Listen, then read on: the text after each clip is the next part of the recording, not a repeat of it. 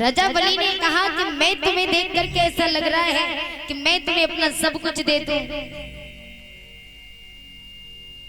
भगवान ने कहा मुझे क्या चाहिए, मुझे कुछ नहीं चाहिए। राजा बलि ने कहा ऐसा तो हो ही नहीं सकता, आप हमारे दरवाजे पर पधारे हो तो हम आपको खाली हाथ तो जाने ही नहीं देंगे। मांग लो क्या मांगना चाहते हैं। भगवान ने कहा मुझे कुछ नहीं चाहिए। मैया ने मुझे धूप ना लगे, धूप से बचाव करने के लिए मैया ने एक छाता दे दिया। बारिश होगी तो बारिश से बचाव करने के लिए मेरी मैया ने छाता दे दिया है। और भजन करने के लिए माला है, कंठी माला हाथ में है। और अगर कहीं प्यास लगे तो साथ में कमंडल है। मुझे क्या चाहिए, तो बाली योगी हूँ, मुझे कुछ नहीं चाहिए। बोले अरे नहीं, हमारे दरवाजे पर जो भी आता है हम उसे खाली नहीं जाने देते, इसलिए मांगना तो हो गई। मांगो क्या मांगना चाहते हो। भगवान ने कहा मुझे अच्छा चलो कोई बात नहीं, देना ही चाहते हो, इतनी इच्छा है तो आप मुझे 3 पग भूमि दान कर दो। 3 पग भूमि दे दो।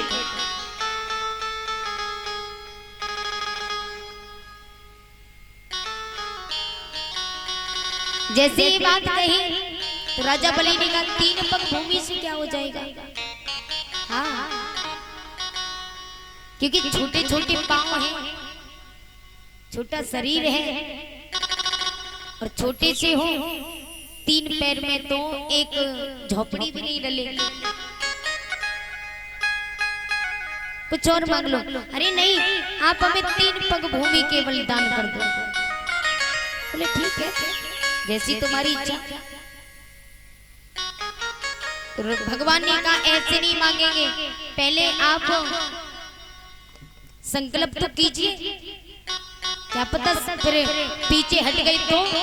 बोले अरे नहीं, संकल्प भी कर दूंगा, इसमें क्या बुरी बात है। तो उसी समय दैत्यों के गुरु जो शुक्राचार्य थे ना, राजा बलि के गुरु शुक्राचार्य, पास में खड़े राजा बलि ने जैसे इतनी बात कही, भगवान के मुंह से बात सुनी तो राजा बलि के गुरु शुक्राचार्य समझ गए कि ये कोई साधारण बालक नहीं है। तो उसी समय उन्होंने क्या किया, राजा बलि को एकांत में ले गए और एकांत में ले जाकर के कहा राजा बलि, जिसे तुम सब कुछ दे रहे हो ना, ये कोई साधारण सा बालक नहीं है, ये तो साक्षात स्वयं भगवान श्री हरि जी हैं, विष्णु भगवान है। इसलिए कह रहे संकल्प मत करो और मान जाओ वरना लुट जाओगे। राजा बलि ने कहा धन्य हो गुरु जी, मैं तो इससे बड़े सौभाग्य मेरे क्या हो सकते हैं कि स्वयं साक्षात श्री हरि विष्णु भगवान मेरे दरवाजे पर पधारे।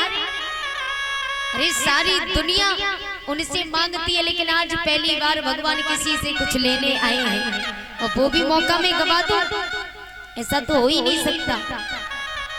अगर भगवान हमसे मांगने के लिए आए हैं तो मैं अवश्य दूंगा, मैं पीछे नहीं हटूंगा। भगवान आगे बढ़े। राजा बलि क्या हुआ, बोले नहीं आ रहा हूं। गुरुजी ने बहुत रोका, राजा बलि को बहुत समझाए, लेकिन राजा बलि नहीं माने। बोले अब तो मैं कैसे भी नहीं मानूंगा। राजा बलि गए तो उसी समय संकल्प करने के लिए जल कमंडल लिया, सागर की नोक में जो कमंडल था, कमंडल में नोक बनी हुई थी, जिसे वो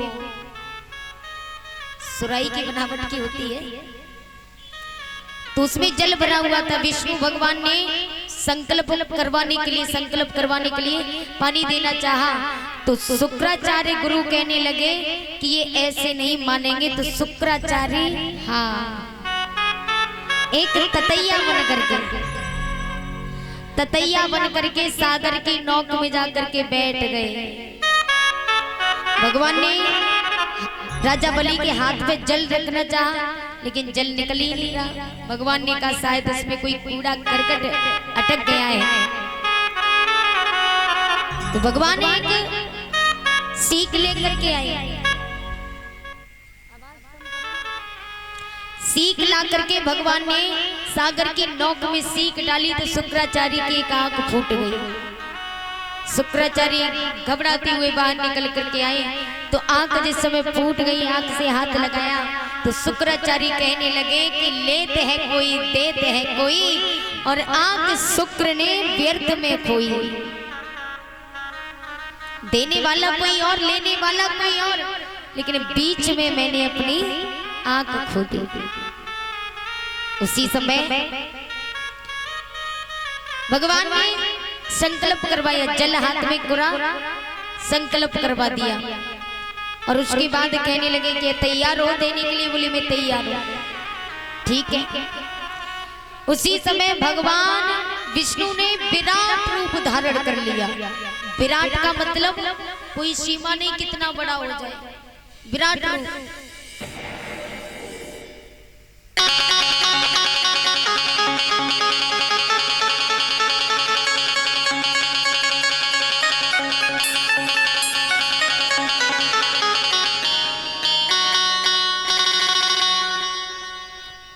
जिस समय विराट रूप तो हनुमान जी ने भी धारण किया। हनुमान जी को पंचमुखी भगवान के नाम से जाना जाता है। पंचमुखी भगवान, हनुमान जी के 5 मुख हैं कि नहीं है? तो हनुमान जी को पंचमुखी के नाम से भी जाना जाता है। तो उनके 5 मुख तब आए जब उन्होंने विराट रूप धारण किया हनुमान जी ने। तो ऐसे विष्णु भगवान ने भी विराट रूप धारण किया और एक पैर में पूरी पृथ्वी को माप लिया। पूरी पृथ्वी को नापा। अब सुनिए गंगा मैया कैसे बनी। दूसरा पांव विष्णु भगवान ने आकाश में रखा। तो जैसे आकाश में रखते ही विष्णु भगवान अपना एक पांव, तो ब्रह्मा जी ने देखा भगवान का पांव आ रहा है, ये मौका तो कभी नहीं मिलेगा। फिर ये तो सौभाग्य है जो आज भगवान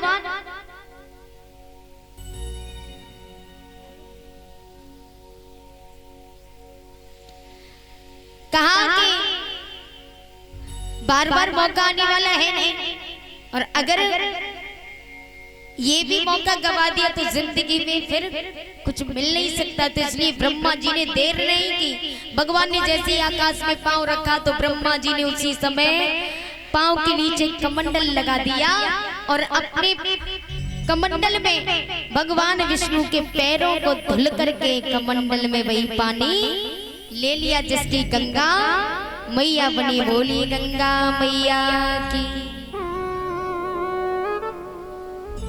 विष्णु भगवान के चरणों के पावन जल की माता गंगा बनी है, पवित्र चरणों की, निर्मल।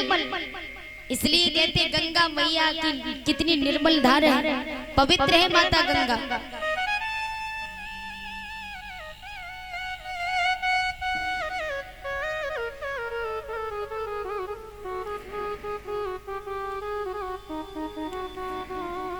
इधर भक्तों ब्रह्मा जी ने जल तो ले लिया, उसी की गंगा मैया बनी। भगवान ने एक पग में पृथ्वी को नाप लिया, दूसरे पैर में आकाश को नाप लिया। अब भगवान आ गए राजा बलि के पास। बोलो महाराज अब क्या दोगे? अब तो देने के लिए तुम्हारे पास कुछ है ही नहीं, क्योंकि पूरी पृथ्वी को नाप लिया और पूरे आकाश को नाप लिया। तो राजा बलि भगवान विष्णु के सामने हाथ जोड़ के सिर को झुका करके खड़े हो गए।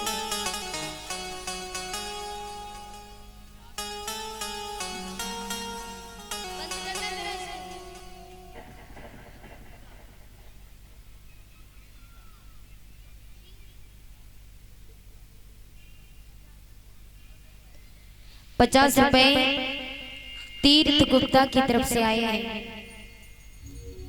इसी गांव से, जो इसी गांव से रहने वाले हैं, भगतपुर। ये भगतपुर के रहने वाले हैं। भगवान सुख शांति प्रदान करें। बोलो बाके बिहारी लाल की।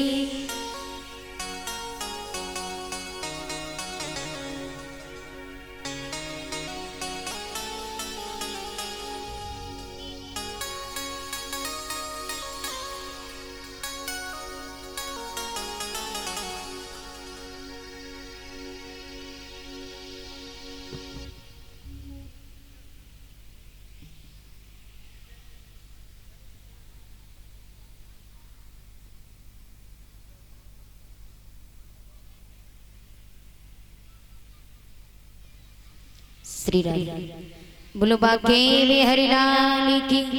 व्यास नंदन श्री सुखदेव जी कहते हैं राजन परीक्षित, भगवान ने एक पग में पृथ्वी को नाप लिया, दूसरे पग में आकाश को। तो भगवान ने कहा बताओ अब क्या देना चाहते हो, अभी एक पग तो बाकी है, तुमने कहा कि बस 3 पग भूमि मांग रहे हो, इससे क्या हो जाएगा। अब तो 2 पैर ही नहीं पूरा हो पाया, 2 पैर पूरा हो गया, 1 पैर बचा है अभी। तो राजा बलि हाथ जोड़ के सिर को झुका करके बोले प्रभु ये बताइए दान बड़ा होता है या दानी बड़ा होता है, बताइए। दान बड़ा होता है या दानी, दानी बड़ा होता है। तो जवाब दिया प्रभु, यही बात राजा बलि ने भगवान से कही कि प्रभु एक बात बताओ, दान बड़ा हुआ कि दानी बड़ा हुआ। तो उसी समय भगवान ने कहा दानी बड़ा होता है। तो बोले प्रभु एक पग मेरे सिर पर रख दो।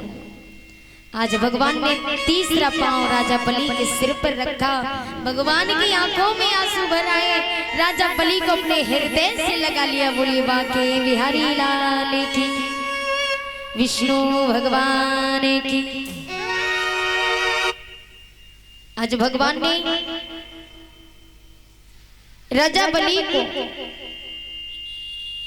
हृदय से लगाया और कहा मांग लो, क्या मांगना चाहते हो। बोले प्रभु जो आपकी इच्छा। भगवान ने कहा जाओ हम तुम्हें सुतल लोक देते हैं, सुतल लोक। तो भगवान ने कहा प्रभु सुतल लोक दे ही दिया है, तो अब मैं कुछ मांगना चाहता हूँ, अब इच्छा पूरी कर दो। बोले ठीक है मांग लो, क्या मांगना चाहते हो। राजा बलि ने कहा प्रभु मैं इतना चाहता हूँ कि आपने जो सुतल लोक दिया है उसमें जो भवन बनवाऊंगा, जो महल होगा उसमें बामन दरवाजे होंगे, और आप मेरे दरवाजे पर बामन भगवान बन करके आए, बामन अवतार लेकर के। तो सुतल लोक में जो महल होगा उसमें बामन दरवाजे होंगे, और बामन दरवाजे पर मुझे आप ही पहरेदार बन करके मिलने चाहिए। बोलो राधे राधे। भगवान ने कहा बस ऐसा ही होगा। अब राजा बलि की पत्नी विंध्यावली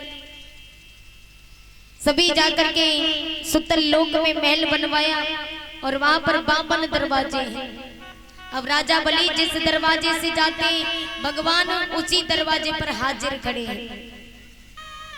हर दरवाजे पर बामन बन करके, पहरेदार बन करके भगवान खड़े हैं। अब तो बहुत समय बीत गया, लक्ष्मी मैया घबराने लगी, क्या करूं भगवान पता नहीं कहाँ गए, कुछ अता पता ही नहीं है, ना कुछ बता के गए।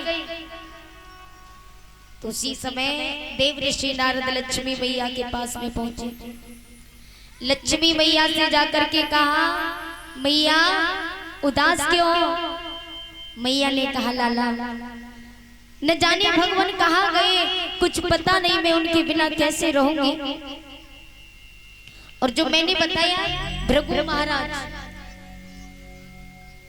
जो भगवान ने भृगु महाराज को दक्षिणा दी थी ना, दक्षिणा, तो भृगु महाराज ने कहा अगर मुझे प्रसन्न करना है तो राजा बलि के पास में जाओ, त्रिलोकी का राज मांग करके लाओ, त्रिलोकी की भिक्षा मांग करके लाओ, तभी मैं प्रसन्न होऊंगा।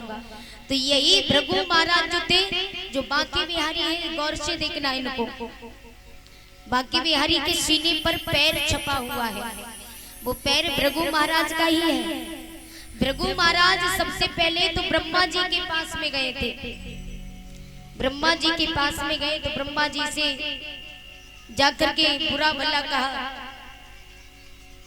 ब्रह्मा जी को क्रोध आ गया, वहां से भी भृगु महाराज चले आए, शंकर भगवान के पास में गए तो शंकर भगवान से भृगु महाराज कहने लगे तुम देवता नहीं, तुम तो दैत्य हो, तुम देवताओं को वरदान देते हो, देवताओं को बढ़ाई देते हो, देवताओं को वरदान दे करके दैत्यों को, राक्षसों को वरदान दे करके देवताओं को मरवाते हो, इसलिए तुम राक्षस हो।